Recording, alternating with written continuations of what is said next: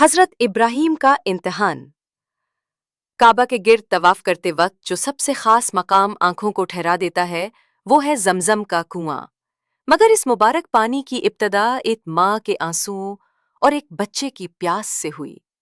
हजरत इब्राहीम अलैहिस्सलाम को अल्लाह ताला की तरफ से हुक्म हुआ कि वो अपनी ज़ौजा हजरत हाजरा और बेटे हजरत इस्माईल अलैहिस्सलाम को मक्का की बेआबुगिया वादी में छोड़ आएं। उस वक्त मक्का ना कोई बस्ती थी, ना पानी, ना साया, ना कोई परिंद, ना इंसान। हजरत हाजरा ने जब हजरत इब्राहीम को वापस जाते देखा तो पुकार कर पूछा, क्या आप हमें यहाँ अकेला छोड़कर जा रहे हैं? लेकिन हजरत इब्राहीम खामोश रहे। बिलाखिर हजरत हाजरा ने पूछा, क्या ये अल्लाह का हुक्म है? हजरत इब्राहीम ने गर्दन हिलाई। हजरत हाजरा ने बुलंद आवाज में कहा, अगर ये अल्लाह का हुक्म है तो वो हमें जाया नहीं करेगा। ये अल्फाज आज भी मोमिन के दिल को ताकत देते हैं। जूं-जूं वक्त गुजरा, हजरत हाजरा के पास जो थोड़ा सा खजूर और पानी था खत्म हो गया। हजरत इस्माईल अलैहिस्सलाम जो उस वक्त शेर खार थे, प्यास से तड़पने लगे। माँ का दिल कटने लगा।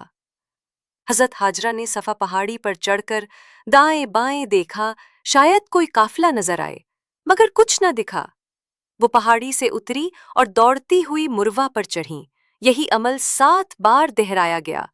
माँ की मोहब्बत, उम्मीद और अल्लाह पर यकीन का ये सफर आज तक मुसलमानों के साई के अमल में जिंदा है।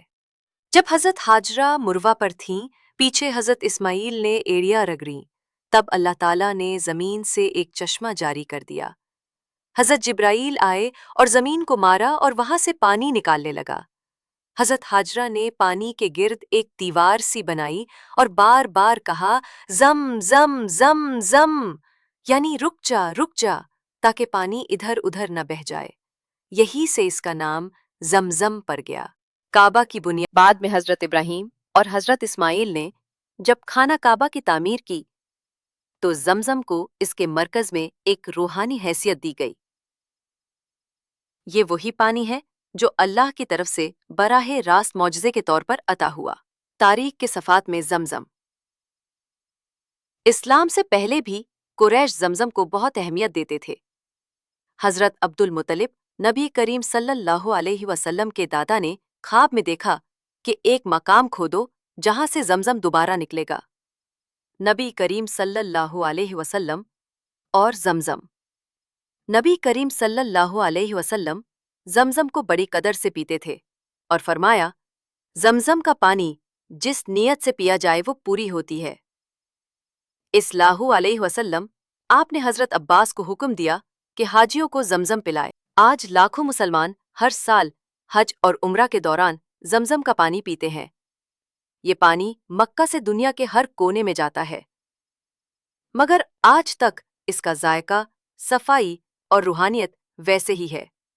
जदीद साइंस ने जब इस पानी का तज्जिया किया तो हैरान रह गई।